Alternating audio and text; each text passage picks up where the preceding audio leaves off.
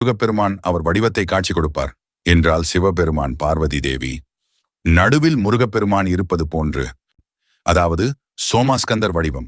ஓம் ஸ்கந்தாய நமக என்ற இந்த மந்திரத்தை தினமும் பூஜை செய்யும் போது சொல்ல வேண்டும். 108 முறை தினமும் சொன்னால் மிகவும் சிறப்பு. இந்த மந்திரத்தை நேரம் கிடைக்கும் போது எல்லாம் முருகனை மனதார வேண்டிக் கொண்டு சொல்லுங்கள். இங்கே வீடியோவின் கமெண்டில் கூட சொல்லுங்கள், ஓம் ஸ்கந்தாய நமக, நான் நினைத்த அனைத்தும் நல்லபடியாக நடக்க வேண்டும் என்று. இப்படி நீங்கள் இந்த மந்திரத்தை சொல்லிக்கொண்டே இருந்தால் முருகன் உங்களின் கனவில் நிச்சயமாக காட்சி தருவார். எப்படி காட்சி கொடுப்பார் என்றால், சோமாஸ்கந்தர் வடிவம் இல்லை என்றால் தெய்வ யானையுடன் இருப்பது போல காட்சி தருவார்.